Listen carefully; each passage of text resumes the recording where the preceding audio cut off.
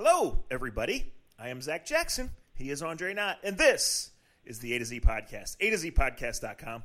Facebook.com/A to Z Podcast. At Dre Knott, at Akron Jackson on most of your favorite social media platforms. Shouts, as always, to Scene, to the Honeymoon Grill, to American Fireworks, and our newest sponsor, Cleveland Whiskey. Dre, it looks like fall out there. It feels like fall out there. It smells like football out there. It was about 65 degrees an hour ago. It was so nice that I even got my ass off the couch out of my mom's basement and went for a walk. Now, I saw you got your Coach Borman on yesterday. You got your Ansel Adams on. You took your last final shot over the lakes, which is always bittersweet because, you know, the end of summer is here. We've known that already. The NFL trade deadline, it went by without a bang. I know that we sat around and waited to do our podcast. Maybe it didn't because I was doing stuff with my kids and I've had some appliance issues in my house. But after all the hoopla, much like going to the prom at 16, 17 in Manchester for Zach Jackson, there was a lot of noise and nothing happened at the end of the night. Well, we'll talk about that later. Speaking of, let's do this. Occasionally on this podcast, we play a little Glory Days. It's sponsored by our friends at American Fireworks. They're open all year round at AmericanFireworks.com, and this is a good time of year to stock up on fireworks or to think about getting gift certificates for the holiday season. Dre, Halloween. I had a thought occur to me today. So I had agreed to do the Bishop and Laurinaitis radio show in Columbus this morning. Yeah. And then, of course, I'm going about my day, and I forgot. So I look down at my phone. I see 614 whatever. I say a four-letter word. I'm like, I forgot. So I hurry up and get to the next exit. I pull in, and the producer's like, you're fine. You know, we called you 2 minutes early, whatever. And I get on the line, and it occurred to me, I always try to give Bo some crap because he dresses so fancy, and he's always got the fanciest sweater on, even when maybe it's the summertime, right? But I had this Halloween thought occur to me. In like 1987 or 1988, I dressed as James Laurinaitis' father, Road Warrior Animal, for Halloween. And so I had much more creative costumes as the years went on. I had ones that got me in trouble. But at the time, NWA wrestling, and specifically the Road Warriors, was it for me. And I really thought that I was the toughest man on the block. How did that go over on their show? Well, see, I don't really know James in real life, so he was probably like, okay, whatever, you weirdo. But I got it. He's probably like all of Minnesota. He's probably like all of Minnesota and high school. Yeah, he actually chuckled. He goes, that's funny because I dressed as my dad too for 3 or 4 Halloweens. So, so yeah, it was pretty funny. But let's go back. Let's play a little Glory Days. Take me to a young Andre Knott on trick or treat. Other than chasing little white girls around the neighborhood, what were you doing? Time out. See what happens when you get a dig on prom being bad on Zach Jackson? Truth to truth. I'm trying to think. I had a Superman costume one year. See, these kids don't know what it's like now. And like my son, and this just plays into your spoiled, rotten kids thing that you always get into. But that's easy for you to say. You ain't got no kids, and you still get spoiled by your mama. So I guess that makes sense. But we had those plastic outfits. Do you remember the plastic like Halloween costumes you get from like Gold Circle? That Gold Circle. If it touched like the corner of a table, it would rip. Well, I was quite rambunctious in my day and time, and I'd say I was probably about 11 or 12. And I had like and speaking of wrestling, I had the Randy Macho Man Savage setup, and it had the whole face, and had all the stuff. I wanted to be Ultimate Warrior, but I was mad because they wouldn't let me tie up my arms or whatever, so I ended up being Macho Man. Even got like a robe, like one of my mom's robes to go over the plastic outfit. And it ended up being probably like it's going to be trick or treat for us in a couple of days on Thursday. It rained, and it rained so bad I ended up ripping it. And all I had was the mask by the end of it. I lost my mom's robe, and I just had a bunch of candy. I think I went like 3 blocks, came home with a bunch of candy, and my mom's like, "Where's my robe?" And I'm like, "Mom, my outfit is gone. Who cares about your robe?" Last time I was able to use any props from home for Halloween, to say the least. But I got a ton of Twix bars, and that's all that matters. And speaking of my son, he wants to be, and this must be the thing that kids do nowadays, and we have a neighborhood full of kids all the same age, which is awesome. Awesome. But there's pluses and minuses to everything. And, like, all of our kids kind of want to, like, they all, like, dress almost off of each other, because they're all hanging out, so – some are there's like 3 witches, and they're all different witches of different TV, different TV shows and movies or whatever. And then because my son hangs out with he kind of hangs out with everybody. So he kind of hangs out with the girls that my daughter is friends with. He kind of hangs out with the guys that, because he's a guy. So he's got two outfits. And this is the spoiled AJ Rotten knot all the way. And I love him. So he didn't make my wife, but my wife will do anything he wants. He asked my wife if he wanted to be a wolf. And I was jealous of the wolf outfit that she found somewhere. I think she found from Target or whatever, but it wasn't from here. So we had to get it sent to the house. And the wolf outfit it's awesome. It looks like a little bear, like a little wolf. Like it's like all furry. It looks like something that I would put on when I was drunk in college. Obviously, if it was four times bigger. It's an awesome costume. Like, it would have been the best costume I would have had my entire freaking life. But my mother-in-law, who helped spoil my kids rotten, which is fine, it's great, he told her at one time that he thought because he was being around his guy friends, and she asked him what he wanted to be for Halloween, he told her Captain America. So he's got this rad Captain America outfit, got like a cap that comes over his head. It's like a bodysuit. It's got he's got all the things that you can put along with it. It's awesome. So he's got two outfits, and he's already gone to like two different Halloween things, and he hasn't touched his wolf outfit. I'm guessing Thursday night at trick or treat in our neighborhood that he's going to see what everybody else dresses up as, and I guess when he sees how cold and wet it is, old Wolfie's going to come out of the closet, and we're going to have the second outfit for AJ Knott in 2019. Look out, fancy Wadsworth neighborhood. AJ Knott's coming for your candy bars now and your daughters in a few years. And in that order. So, when I went to OU, obviously Halloween was a big deal. And, I just feel like now, and frankly, I'll admit to getting on Instagram and checking out some of the OU costumes, even though I'm old enough to be their father. I feel like social media has made Halloween such a sport, right? Like, I know. Of all ages. And I'll say this. Last year, since I've always been a trendsetter, I've always been ahead of the curve, me and a group of friends, we dressed as White Claws. We were into the White Claw before everybody else was, and they were great costumes, and they were a hit at the couple of parties that we went to, and I'm glad we did it. But I would say this year I'm really glad that both weekends fell on when the Browns were out of town because it gave me exhaustion from it. Like, A, we're not going to top that costume, right? And B, I just didn't want to do it because even though I don't act like one, I am kind of an adult. And I don't care. Everybody has their fun, right? And not everybody is everybody has next week's MAC weeknight game scheduled like I do. I just feel like the pressure is so on now that some people just do Halloween they do it for the gram, right? I didn't even mean to say that, but it's like it becomes such like a pressure thing. Am I right on that? Yeah, but see, yes, I feel like white people love Halloween way more than black people, but that's just me. And I love you white people. I'm just saying, I just don't see brother. I just remember in college, I've never been into Halloween. I don't know why. It just hasn't been my thing. Probably because I had a deep voice and was about this big at 13, 14 years old. And parents were asking me why I was that old coming to their door asking for candy. And I'm like, I'm 13, bitch.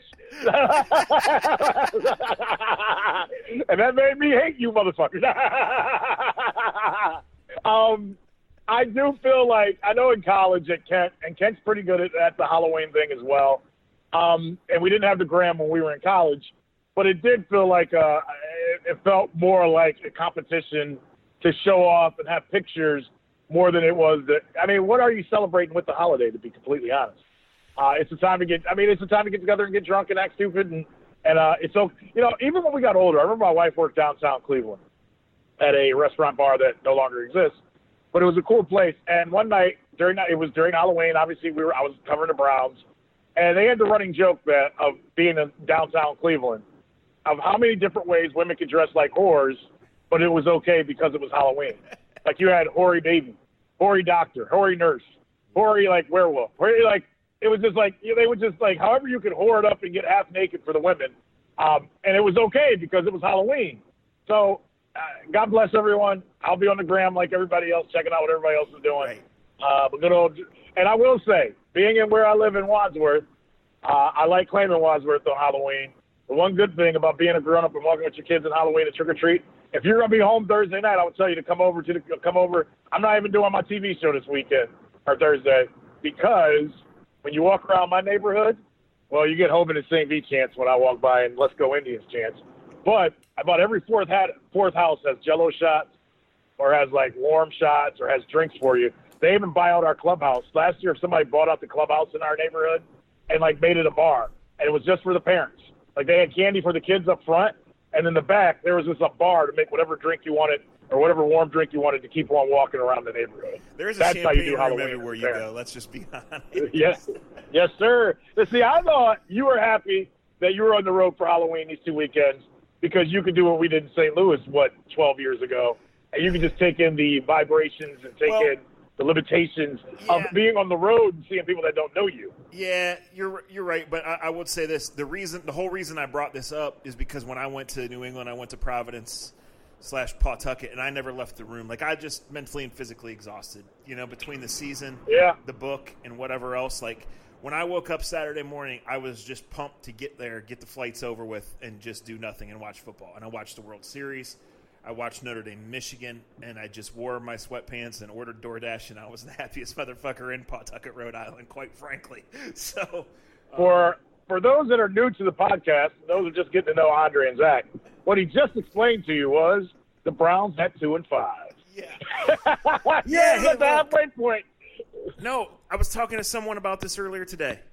Every year, internally and externally, it's the same thing, right? It's all this optimism. And then it's the same shit. It's the same fake insiders. It's the same fake rumors getting tossed around. It's the same underachievement. It's the same coach doesn't have any answers. It's the same people in the same spotlight, the same blame and it's the same record.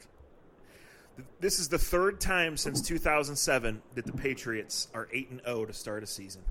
This is the fifth time since 2006 that the Browns are 2-5 to start a season. Thanks for listening to A to Z. Talk to you next week. Wow. Wow. I mean, like, it's the cycle of shit, And it just is. let me say this, too. I said this before. I tried to write this. I would love to stand up, sit here or whatever, since you can't see me, and say, guys, it's ridiculous to talk about the head coach. It's 7 games in. It's a first-year head coach. They'll figure it out. Don't talk about firing him. It's only been a little bit. It's only been this, whatever. However, when you watch the Browns and you see a team that's on pace to set the NFL record, just off the pace, for penalties, when you see just bumbling decisions, when you see a sidelining chaos, when you see gross mismanagement and not ready to play on multiple occasions, they've now lost 3 games by 2 touchdowns or more. It's time to ask if the Browns hired the wrong coach. And if you think this roster is talented, and it's talented to an extent, if you think this roster is too talented to be doing what it's done, and now that you've seen it multiple times, you really think that – I mean, I'm rambling. It makes my blood boil. I can't believe we're here again. I really can't. I should know better, but I really can't believe we're here again. It has not been one time where when the head coach comes out and says, guys, this one's on me, I'll own it and I'll be a part of fixing it. No. In nearly every game, there's been a head-scratching decision. In nearly every game, there's been gross mismanagement or disorganization. In nearly every game, there's either a bad challenge, a boneheaded play that's too cute, or something just completely inexplicable, even by Brown standards. And I'm not talking about a guard kicking the ball out of his running back's hands, because that's just shit that happens in a football game, specifically in an NFL football game. I'm talking about half your punt team on the field, half your punt team off the field. I'm talking about challenging pass interferences when you yourself have said on the record, I know not to challenge a pass interference. It won't be overturned. Talking about saying one thing and then coming back on the other for multiple occasions. And I'm talking about coming off a bye and not having your team ready to play. Man, guys, this is bad. And I like Freddie as a person, and I want, in a desperate way, to cover a relevant, breathing, living, contending NFL team. But come on, guys. This is a 5-alarm fire, and we might need to call in more trucks. Okay. I'm going to give you a word. And I'm going to be asshole Andre here. Half the people anyway think I'm that. Most people know I'm not. They know I just play that because it's more fun to do. There's a 7-letter word. associated with the Cleveland, associated with any successful business and any business that is not successful. And the Cleveland Browns, despite the T-shirt companies in Cleveland, despite the radio hosts that tell you how important they are to the team, and all the other jokes and jokers that we get to come along with this team that we've made fun of and mocked over the years, and we've been a part of the people that have been mocked because we've been in that cubbyhole that is Berea. It's pretty simple what the issue is in my eyes. Whether it's Hugh Jackson, whether it's Butch Davis, whether it's Freddie Kitchens, whether it's Chris Palmer, whether it's whomever you want, whether it's Dave Chudowski or Chudowski from Illyria, they got no fucking culture, people. I watch you guys rant and rave on Twitter during Browns games, and because of Zach Jackson and some other friends that I respect, I rarely tweet during Browns games, if ever anymore. I watch every snap. I watch every play. But I don't even tweet back and forth with you jokers during the game. And when I say something as simple as, you guys are, it's the same, like, everybody continues to do the same thing over and over. The owners do it. The writers do it. The players do it. The fans do it. The radio hosts do it. The TV show hosts do it. The stupid podcast people do it. We do the same shit over and over and expect a different thing to show up and happen. Freddie Kitchens had never called plays a year ago today.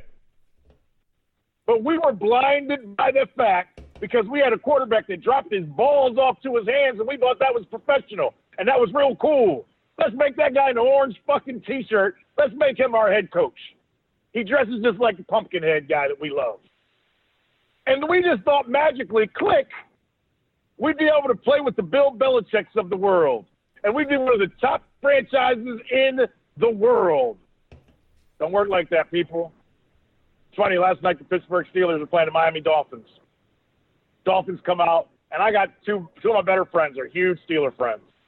And they were blown away that I wasn't already texting them talking shit when they went down 10-0, 14-0, whatever it was. 14, yeah. And I texted them 14. And then I said to Rob and Dennis, because I know they both listen, I go, look, you guys the Dolphins have the better quarterback, the more experienced quarterback. I go, but that same guy will give you the ball back 3 times in the next half. And I go, and you guys will win going away.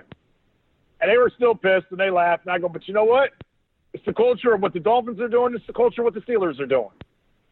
And lo and behold, as much as they hated telling me this, they texted me at the end of the night, and they were like, thank God you were right. We hate telling you that because we hate when you're right. The culture in Cleveland with the Browns absolutely sucks. And nobody wants to hear about being patient. No one wants to hear about taking time to learn about people. And I said this a couple podcasts ago, and you kind of pushed it aside. Some kind of did. When they hired Freddie Kitchens, they told us, you guys must believe in rainbows and fucking tooth fairies if you thought this team was going to be 7 games. It does look like a shit show. I hate bringing up firing coaches after 7 games. If you know me, and you know me well, I've stood by the idiots all the way to Hugh Jackson because I tell you this all the time, I just never think just firing the coach solves all the issues with a team, especially the Cleveland Browns. And as long as the template is the template in Berea, it's going to be very hard to supplement and give a total season to make things work. Remember when everybody's bitching about OTAs and who was there and wasn't there? And you and I refused to have that. We refused to go back and forth because, as you said, and I respected what you said, when you went and got Odell Beckham Jr., this is part of what you bought into and what you deal with. You said something of that nature, right? I agreed with you. You're right. Signing up for all that comes with it. Yes, that's what you said. And I didn't disagree with you because you're right. This is what you signed up for. So you can't bitch about it. This is what's coming. So when he drops that pass, it's all about timing and all about having a feel for your quarterback and the quarterback having a feel for his wide receiver. And that pass gets dropped the other day in New England. And I know you don't look at my text messages, but I have to text your ass because I don't tweet and I don't want to fight with the dumbasses. I had a preacher come at me Sunday night for one quote. Sean's no longer on Twitter. Way to go, priesthood. All I text you, and in our group text was, that's a bad drive. And you tweeted, that ball has to be caught. And all I said to you was, well, when do you get your timing? OTAs and mini camp and training camp. Something OBJ didn't have to do. You let your quarterback throw to a bunch of receivers that are skimming pools and trying to sell insurance, and right now, on game day, that's what those guys are doing. And one dude was smoking weed or doing whatever, getting suspended. But when the game starts, you got two receivers out there that did none of that for 2.5, 3 months. But, yeah, we're going to go to New England and look good. They got talent. Talent is great. But talent means nothing if you don't have a culture that brings guys together, that has their culpability for lining up wrong, for not lowering the snap count. Fuck, like I had nothing bad to say about Nick Chubb. He had a bad day. And if his bad day is 20 for 154 and 3 fumbles, I'll take that. Because I know he shows up and he works his ass off and he doesn't say anything and he's ready. Unfortunately, I can't say that about half the roster, coaches, general manager, or ownership. Skimming pools. Where do you come up with this shit? Okay. He's trying to hold me back. Yeah, well, I mean, okay, but I'm frustrated, but I'm more frustrated by us. What did we really expect, Zach? The guy's never coached a game, and you can tell. You can tell from the minute the coin is tossed. You can tell. You can tell. The discipline sucks. But do you trust – wait, let me say this. But do you trust the people, whether it's firing him, whether it's keeping him, whether it's giving him more help, do you trust the people around him? And this isn't anything against Dorsey, but, hey, you're part of all this now. You're part of the good. We clap you on your back when you're doing good, buddy boy. But when you make bad, he's part of a culture that's made a ton of bad decisions, and I don't trust any decision they make going forward. Dorsey became the unquestioned boss about this time last year, right? When it was clear that the Browns had better players than their record indicated, when he made that move and when it worked for those few weeks that it worked, right? That's when he became the unquestioned boss. And he became the unquestioned boss by earning it to an extent, but by earning it by Brown standards for the first time since Butch Davis had done it 17 years ago, Dre, right? Because everybody else was just handed it to him, right? Because when Phil and Romeo got those extensions in 2007, there was no unquestioned boss, and they were on board. The coordinators got extended too, right? The quarterback got extended too. Yeah. Then it was Mangini for a few months, and then it was given to Holmgren, and that was a disaster. Then they changed owners, and they fired everybody about every 18 months or even less in some cases for the first few years. They went to Mike Pettin. Then they put the accountant in charge of the team, and then here came John Dorsey. Right? I mean, it's it's comical. It's comical to go through this shit. I mean, there is no worse GM in the history of the National Football League than Ray Farmer, and you replaced him with an accountant. I mean, it is so fucking amazing. Amazing. You let Mike Lombardi come back into Berea. Yes. I'm sorry, folks. I'm sorry. But I mean, we keep expecting something different from the same mindset. Now, at some point in time, the way they got Dorsey and the way they went about getting Dorsey, that was one of the best moves they've made. But Dorsey isn't a perfect man either. I remember saying to you, if he was as perfect as everybody's making him out to be in Cleveland, why the hell did we get a chance to get him? Well, that's and right. When I said it was like people were like, ooh, you can't say that about Dorsey, and I'm like, well, why not? That's right. Like he's not perfect. And look, along the way, John Dorsey's brought some really good football players to this team. Now, absolutely. On another hand, like my mom could have because of what was here, right? Shout True. out, Mom. I know you're listening. Love you. Can I borrow $20? Anyway, Simon Jackson. Woo! But like he has operated. It's not just the fans. It's not just the tweeters. It's not just the broadcasters, as you mentioned. Who thought the Browns, because Dorsey arrived like the Browns have operated like the Browns have arrived, right? Like when you continually go get guys like Antonio Callaway that can't be trusted, like you're acting like that's the guy that can put you over the top, like Kareem Hunt, for example, right? Like when you go give these resources for Vernon Richardson, both of whom played very well the other night, and both of whom I think are really good players. But you're saying we're here. Is telling about. I'm gonna tell you something. Hey, remember those two names. It's telling that they busted their ass and brought it against New England. Go ahead. Yeah, but you're saying that we're here, right? And specifically the Odell trade. You're saying we're here, and this is the guy that's going to get this offense to the next level. Now, All that being said, we know it hasn't happened. Yes. We know there's not one culprit. It's not just Dorsey. It's not just Freddie. It's not just Baker. It's not just the Arena League guy they've got playing left tackle, which squarely falls on Dorsey and his guys, right? It's a team effort. But the only thing I want to ask you right now is this, okay? I'm not a trained scout, but you know a little bit about that. I know a little bit about what I'm watching.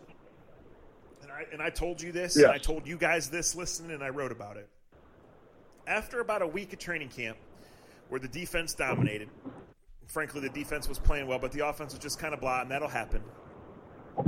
For about the week and a half to 2 weeks that followed, Baker Mayfield threw beautiful passes. I'm talking downfield spirals, things of beauty, as good as I've ever seen, and not just on a Browns game.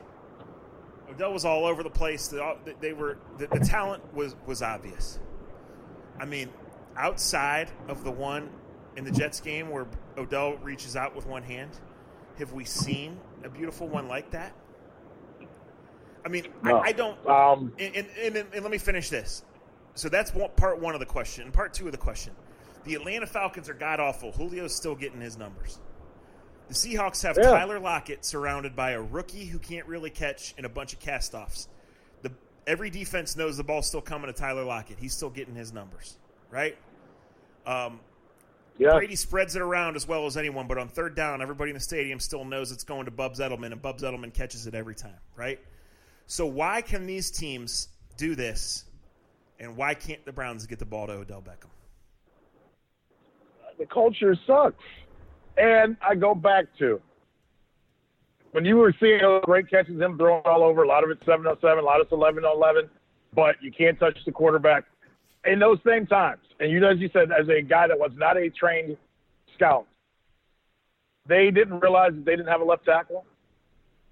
You and I have been screaming it. I read we've been screaming it for 12 months. It's been pretty obvious. One of the best moves that John Dorsey made when he was in Kansas City was getting Mitchell Schwartz from Cleveland. Yep. Right? Gave him a right tackle. Eric Fisher, that was from Central Michigan, I believe, was their number one pick, and everybody but Eric Fisher. But he became pretty good, so he had bookend tight ends when they were able to let Alex Smith flourish in that offense in Kansas City. It's not like John Dorsey doesn't know, but for whatever reason in this situation, and I keep going back to that, Baker Mayfield, there's a lot of things that aren't right with Baker Mayfield, and there's still a name that I keep bringing up every other week. As much as Baker enjoys being around Freddie Kitchens, Ken Zampese was the quarterback coach, people. Ken Zampese was the guy who worked with him day in and day out. Todd Haley helped work with him for as much of a jackass as he was, as much as he thought he was going to be the head coach. And Ken Zampese is Hugh Jackson's guy. I got no love for Hugh. You guys know that. I'm just saying, everybody wants to throw everybody under the – we make all the jokes about ex-coaches, and it's fun. We all do it, me included. We throw everybody under the bus once they're finally fired because they're all idiots.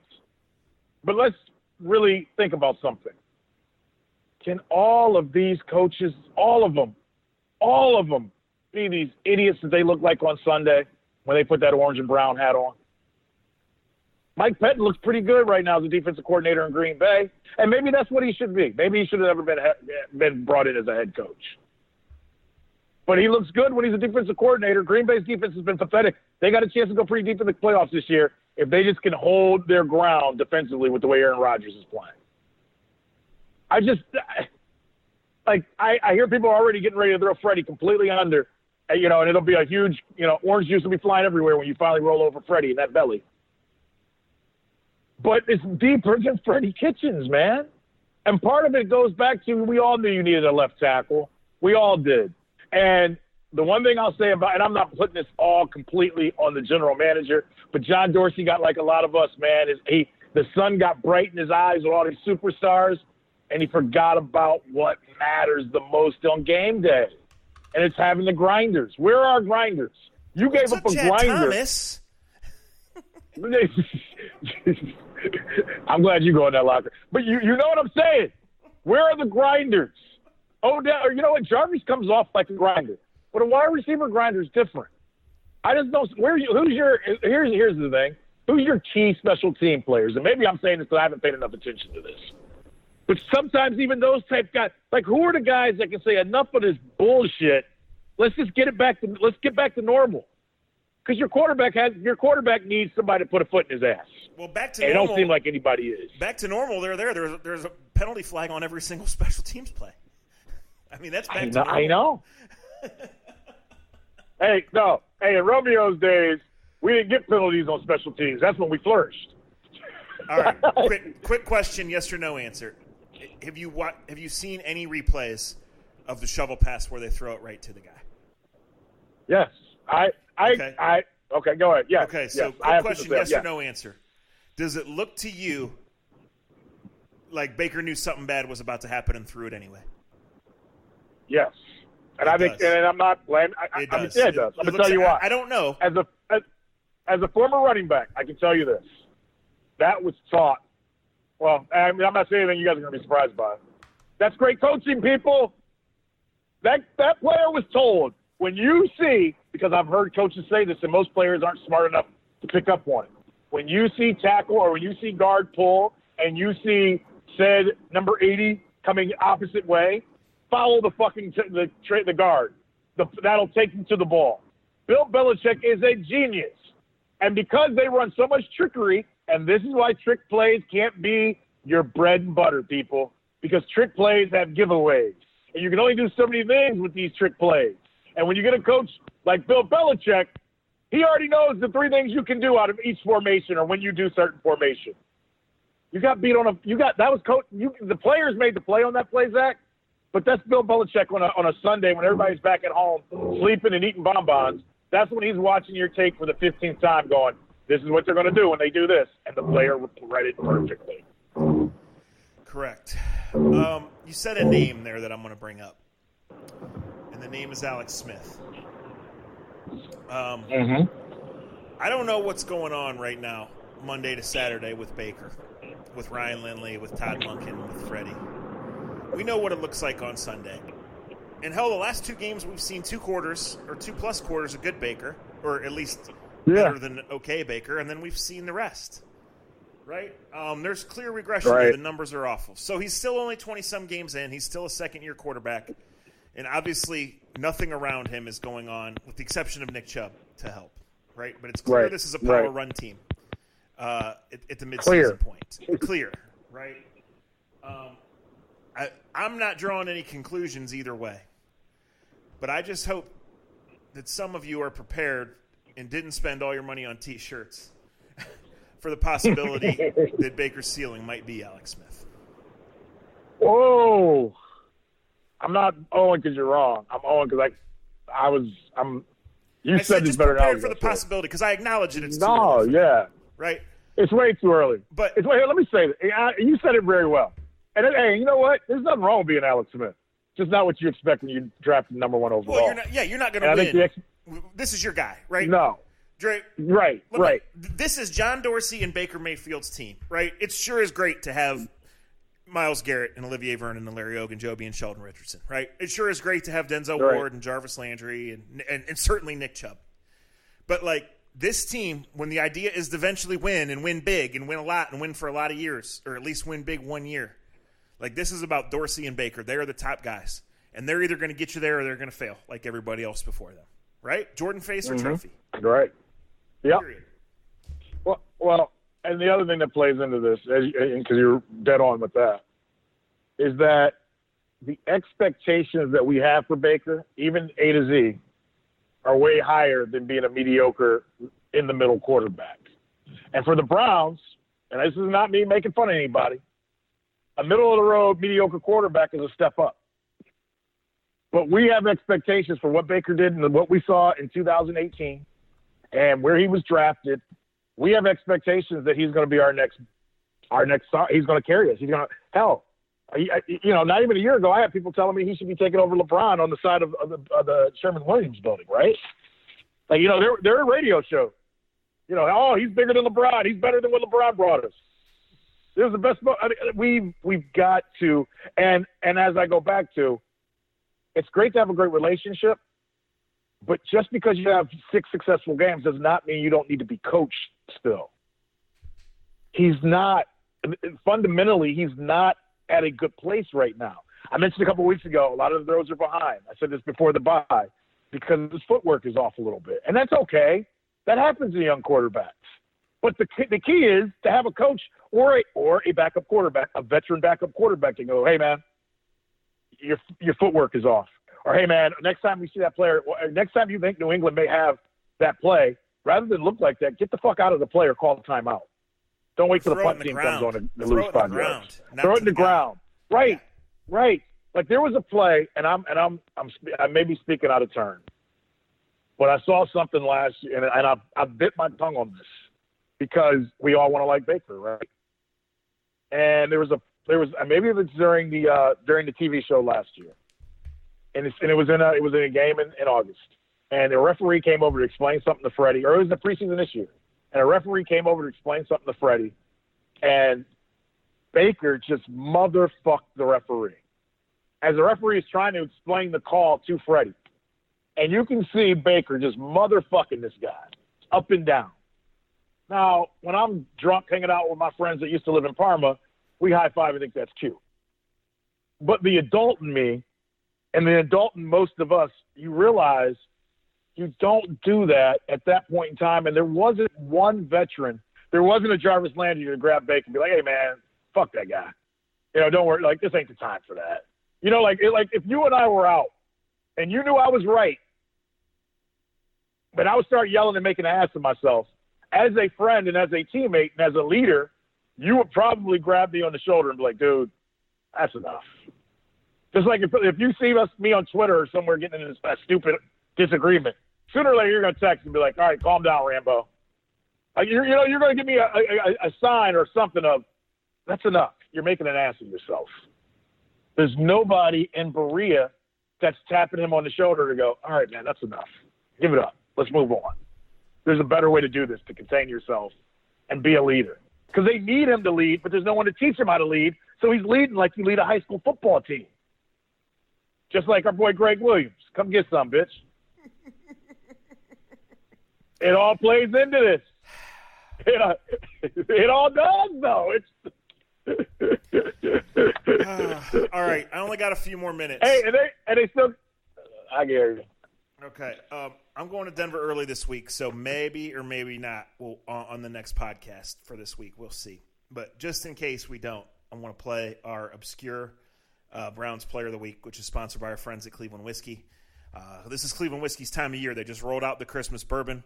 They want to be what you buy for your Ohio State parties, for your Browns tailgate parties, for your fall get-togethers. So look them up. They're all over the web, all over social media. They've been good to us, and they'll be good to you.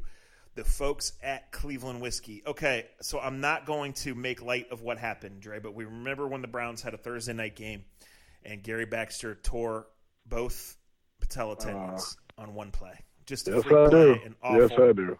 Ended his career. I'm not making light of that, but he is our obscure Browns Player of the Week because I've never told this story on the podcast, and I'm going to tell it now. When he was in Cleveland, he got set up with a girl I know on a date.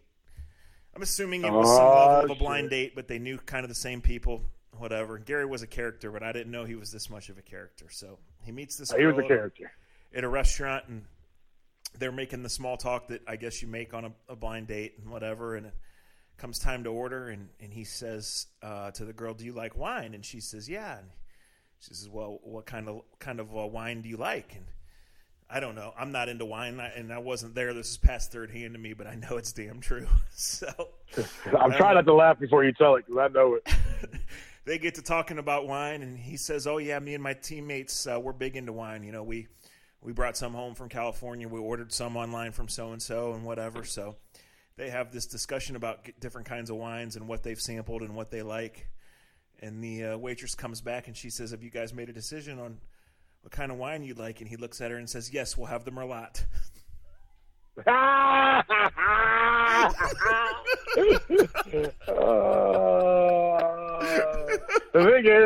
The thing is, we could literally do probably a good 35, 40 minutes straight of Gary Baxter stories. And you would just laugh your ass off. And it's not that we hated Gary. Gary was just a hell of a character. Ain't that right, Tony Grossi? Remember when he went on Tony Grossi about coming back? Look, you don't want to answer. Look, come on, man. You can't. Don't. You remember that? I do. I can't even do the imitation because I'm laughing about the goddamn Merlot. All right, Merlot. Well, see, there's something I shouldn't say right here, but I'm going to say. This is the extra. The beginning of Andre Knott and Tony Grossi, I guess the beginning of him blocking me, started with Gary Baxter. Gary Baxter embarrassed Tony Grossi so bad, and it was run on Channel 19, and it was run everywhere, because I guess I asked a question to Gary, and then Tony tried to ask, and then he just he killed Gary. He killed Grossi. Just mocked the shit out of him, basically. Just went all the way in on him. And when he did that, and I guess Gary talked to me on the way out, or I did something because I was working for STL, I think I did an interview with Gary after he talked to the group. So Tony Grossi went out of his way to pull me to the side 2 or 3 days later and accuse me of giving Gary Baxter or helping Gary Baxter, telling Gary Baxter something that was said in the room, in the media room. I never did that. I never would do that. I have more character and there's more to me. And I don't think Gary Baxter gives a fuck about what we were talking about in that room anyway.